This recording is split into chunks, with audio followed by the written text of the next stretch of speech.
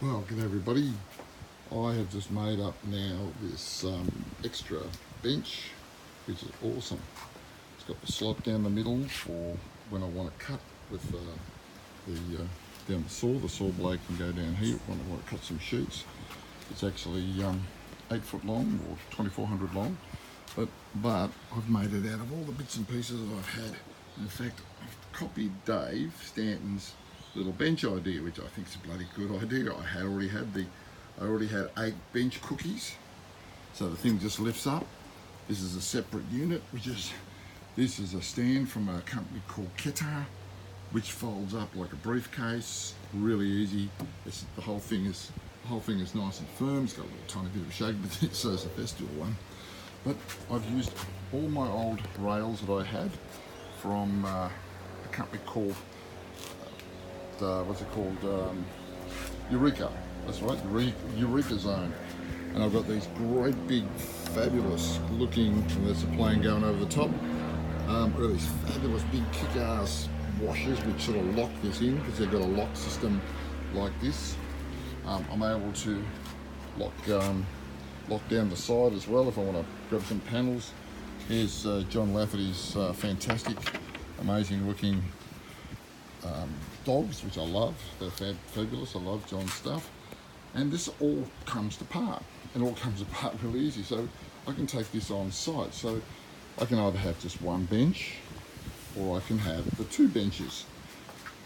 So I'll come back here. You can see right back. So that's 8 foot by 900.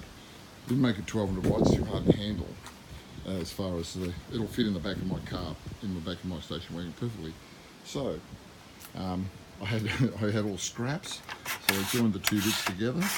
Now if I want to close up this gap here, I've got another bar which is going to go in underneath to keep this perfectly level. This is one of those jobs that I seem to have all the bits. I had all the bits and pieces just hanging around, which I've had for years, this Eureka Zone stuff. So if I just unscrew these a little bit, go around, just unscrew them, just a fraction off, back them off a little bit, back this one off a little bit. Because these are all done on T-nuts, which are inside the track there. So all the T-nuts are in the track, of course. These are all countersunk. So through there, and I unscrew this a little bit. So now it's just a matter of pulling the unit along, pretty hard with 2 hands, with one hand on the phone. See, now it's all locked up. Lock this in because this has an inference. Now what I've done here is I've actually pulled the top of this one over that rail there, so it gets a better support.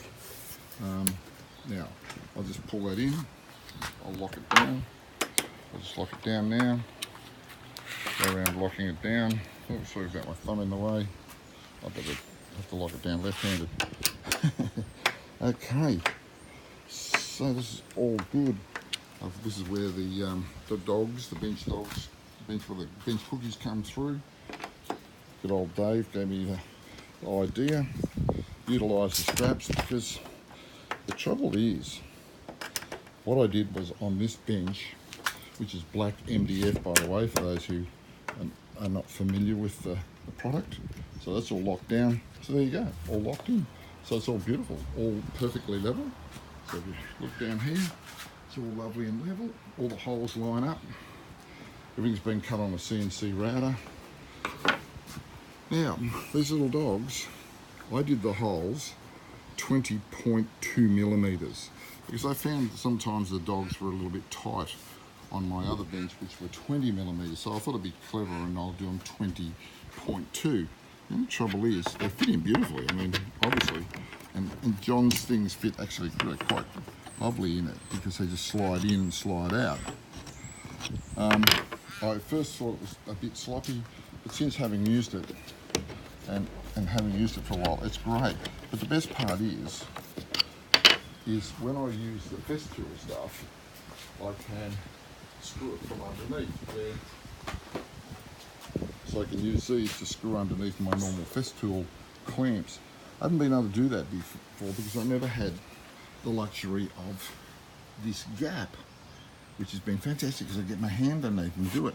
So I've always used the Festool bench clamps just by sitting in the actual holes. But they sometimes lift because of the way the pressure you put on them. But anyway, this is my outdoor extra bench, which I want to do when I've got cutting and I need the extra bench of indoors. Indoors is an absolutely complete mess at the moment. Unbelievable amount of mess. But this is my old bench, which has got the Festool rails on. But you're going to think I'm crazy. I'm taking the Festool rails off. I find that, you know, they're pretty limiting. In fact, my time again, I don't think I would have bought them. I think there's so many other ways of being able to do some of this Festool stuff. I think I got a little bit caught up at the moment. I've got some really good thick Craig rails coming through, so I might end up cleaning these up and selling them, I think, because I don't think I'll sort of need them at all. But I'm going to put some new black top here, and I'm going to do it in 20mm holes, because this is a regular proprietary dog, and they fit in nice and tight. As you can see, probably this whole thing is sometimes just a bit tight. That's what I find. I don't know if anyone else has the same problem, but they'll see that one fits perfect. But there's no slop in that, which is great. So I'm going to have on this bench, because I can't get under this bench because there's no gap the way that I've made it. Now I can turn around and remake the bench, but I don't have time for that because I'm making other things at the moment. Yeah, look, the place is in a room. Don't you love working like this? You dig through, and I was looking for T-nuts, and you know, I've got bits and pieces of T-nuts, got different T-nuts over here, got these type, and lo and behold, I had just enough to do the job, which I was completely blown out. It's always one of those Murphy's Law jobs where you normally don't have enough. Now this is the track system which Eureka Zone have. This is what they use for joining their rail, like here. They do a damn bloody good job of this stuff.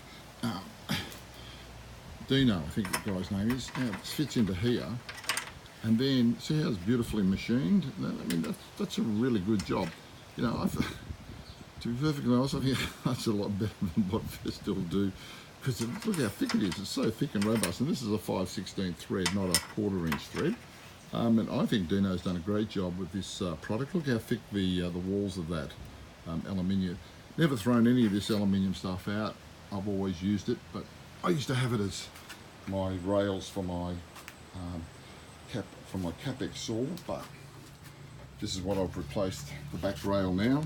It seemed to fit virtually exactly the same setup that I had before, because this here is the saw rail which Eureka Zone make as well.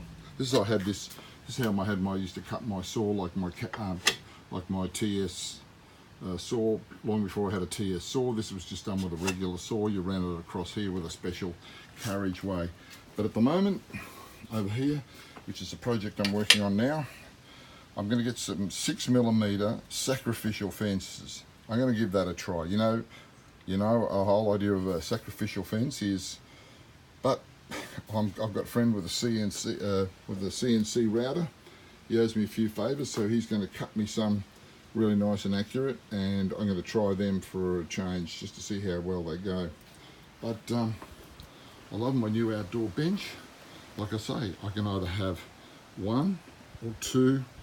I can take one on a job. I can pull it. The whole thing just all folds in. These Keter, now it's Keter.